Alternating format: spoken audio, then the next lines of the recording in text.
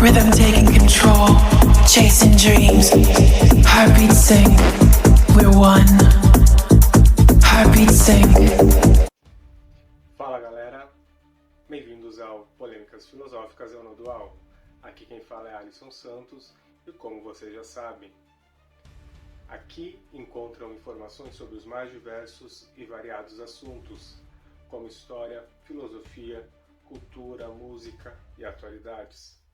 Se você ainda não está inscrito, já se inscreve, ativa o sininho para não perder nenhuma atualização e vem comigo nessa incrível jornada. Hoje nós iremos debater um pouco a respeito da origem de um grande conflito chamado conflito entre Israel e Palestina. Para os religiosos judeus, a área em que Israel foi fundada é a terra prometida por Deus ao patriarca deles chamado Abraão e seus descendentes. Entretanto, com o surgimento do Islã, os árabes ocuparam esse território e mesmo após conquistas de cruzadas europeias e domínio turco, essa terra é considerada sagrada, tanto para muçulmanos como para judeus, e disputada por eles, que a reivindicam por legitimidade ou primogenitura. Desde o término da Segunda Grande Guerra Mundial, o Oriente Médio não tem um só momento de paz. Após a fundação do controverso Estado de Israel, uma série incessante de conflitos ocorreram, desencadeados por movimentos nacionalistas árabes, os quais permanecem sem soluções até a atualidade, apesar dos esforços diplomáticos de ambos os lados e também do exterior.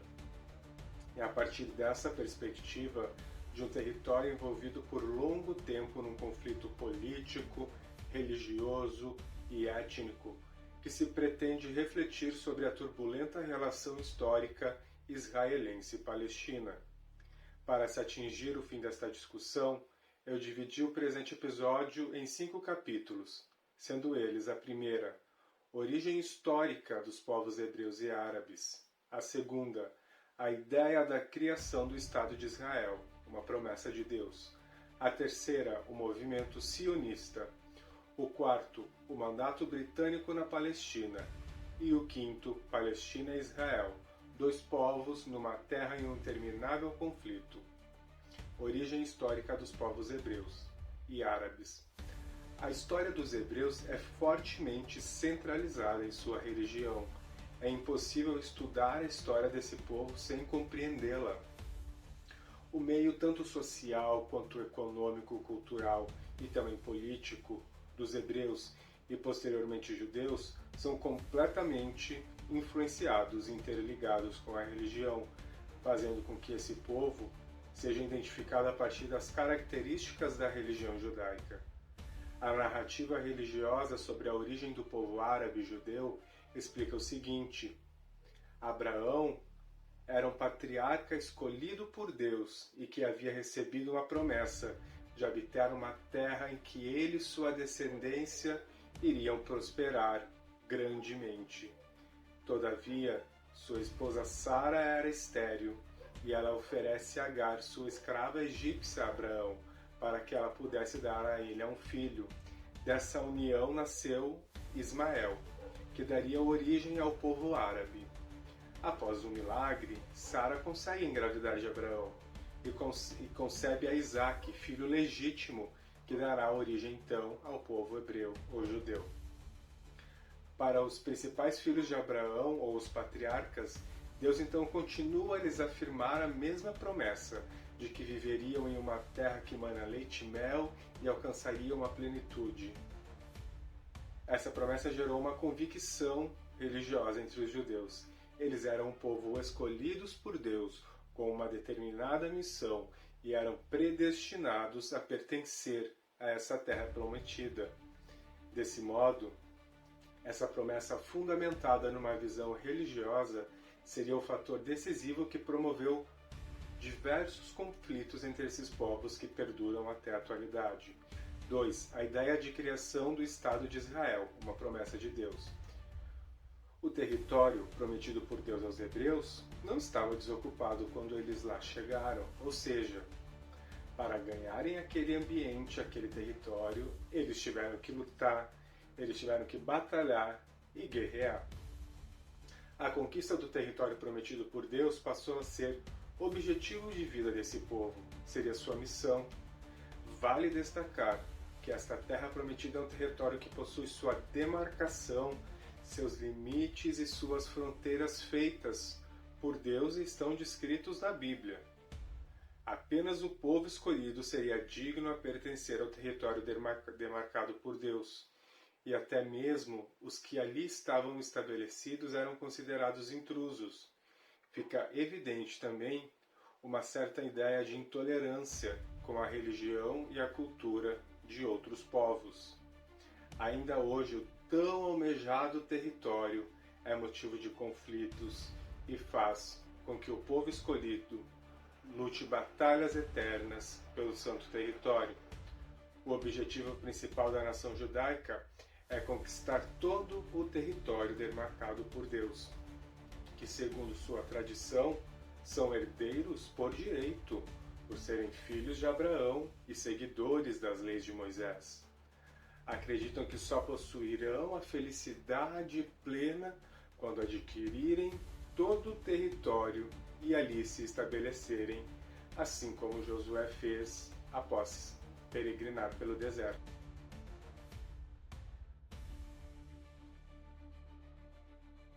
O sionismo é um movimento com aspirações nacionalistas que almeja o território demarcado por Deus, Canaã, e a volta dos judeus espalhados por conta do antissemitismo que engendrou as diásporas. Os sionistas defendem a existência de um Estado nacional judaico, independente e soberano no território, causando a manutenção da identidade judaica e descartando a ideia de assimilação dos judeus pela sociedade das nações em que viviam. Esse movimento tem como princípio a ideia de acolhimento, pois iniciou-se a partir de perseguições e movimentos antissemitas. Entretanto, esse acolhimento seria apenas para um grupo, os judeus, fazendo com que esse movimento seja muito excludente. A principal conquista do movimento sionista foi a criação do Estado de Israel, que seria o refúgio destes judeus espalhados pelo mundo, um povo marcado por perseguições e por diversos cativeiros. Apesar de ser um movimento nacionalista judaico, nem todos os judeus são sionistas. Muitos não concordam e acreditam não ser ideal para a comunidade judaica essa perspectiva. Quarto, o mandato britânico na Palestina. Após a Primeira Guerra Mundial, houve um pacto entre as nações vitoriosas e mais desenvolvidas. Foi firmado durante a Conferência de Paz de Paris, como parte do Tratado de Versalhes, na qual trazia a ideia de que tais nações desenvolvidas seriam responsáveis por tutelar o desenvolvimento de outros territórios a fim de prepará-los para a sua independência. Esse pacto, chamado Pacto da Sociedade das Nações, constituiu o sistema de mandatos. Em 24 de julho de 1922, foi oficialmente confirmado pela Liga das Nações o mandato no qual se garantia a administração da Palestina pelos britânicos. Entre os anos de 22 a 48, os poderes executivo e legislativo foram conduzidos pelos representantes do governo britânico. O Alto Comissário, a Organização Sionista Mundial, necessitava de 3 elementos para consumar seu projeto de um Estado judeu: ter um território, ter um governo e uma população. Os princípios do artigo 22 do Pacto da Liga das Nações e da Conferência de São Remo, de 25 de abril de 1920, assinado pelos aliados após a Primeira Guerra Mundial, e declarava a agência judaica como sendo o governo dentro de outro. Com o governo planejado, restavam-lhe apenas os outros 2 elementos: o território e a população. Então a Organização Sionista Mundial desenvolveu, juntamente com a administração britânica uma estratégia para investir e instigar na imigração de judeus para a Palestina e na aquisição de terras. Embora os números fossem altos, essa estratégia não foi suficiente para criar uma maioria de judeus. As políticas britânicas trouxeram para a região uma série de conflitos violentos, incitados por comunidades árabes como resistência à invasão judaica ocidental. Quinto, Palestina e Israel, dois povos, uma terra e um interminável conflito. No início de 47, o governo britânico percebeu o enorme encargo político e econômico que era esse conflito na Palestina. A decisão britânica foi a de acabar com seu mandato na região, declarando-se incapaz de conduzir uma solução amigável entre árabes e judeus. A Organização das Nações Unidas, recém-criada, recomendou a realização do Plano de Repartição da Palestina, aprovado pela Assembleia Geral das Nações Unidas, através da Resolução 181 de 29 de novembro de 1947, que propunha a divisão da Palestina em dois estados, sendo um árabe e um judeu. Um dia antes do término do mandato britânico, 14 de maio de 48, a Agência Judaica proclamou a independência nomeando o país de Israel. O plano da Organização das Nações Unidas teve receptividade entre os judeus, mas não entre os árabes. Não demorou muito para que os 5 países da Liga Árabe, Egito, Síria, Jordânia, Líbano e Iraque, invadissem o território palestino.